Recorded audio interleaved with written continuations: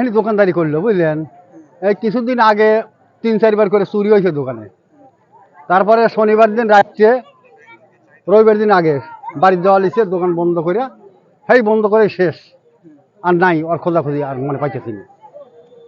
আমার ভাই হয় কিভাবে আমি বুঝলাম, আমার ভাই এক হাতে 6 লোক, 6 লোকই আছে, বাম হাতে 6 লোক। কতদিন আগে নিখোঁজ হয়েছে? 14 দিন। থানায় অভিযোগ দিয়েছিল? থানায় অভিযোগ দিয়েছি 3 দিন পরেই। ঘটনা দেখছেন, এখানে আমরা একটা ডিকম্পোজ ডেড বডি আমরা এখানে দেখতে পাই। সেটা মোটামুটি আজ থেকে 10-12 দিন পূর্বে হয়তো তাকে পরিকল্পিতভাবে হত্যা করে লাশটা পানির নিচে ডুবে রাখছিল। আর এই পানি শুকিয়ে যাওয়ার পরে যখন ডেড বডিটা বাইর হয়েছে তখন আসলে পুরো ডিকম্পোস্ট। প্রাথমিকভাবে আমরা এর পরিচয় নিয়ে একটু সন্দেহ থাকলে পরবর্তীতে তার ভাই তার বাম হাতে 6টা আঙ্গুল এবং তার পরনের লুঙ্গি দেখে প্রাথমিকভাবে শনাক্ত করছে তার ভাইয়ের লাশ।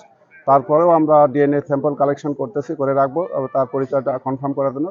তবে প্রাথমিকভাবে আমরা যেহেতু তার পরিচয় নিশ্চিত হয়েছে, তার এই হত্যার কারণ এবং মোটিভ সম্পর্কে আমরা তদন্ত করতেছি। আশা করি দ্রুততম সময়ের মধ্যে এর মূল রহস্য উদ্ঘাটন করতে সম্ভব হবো। আমাদের ফেসবুক পেজে লাইক ফলো দিয়ে সাথে থাকুন।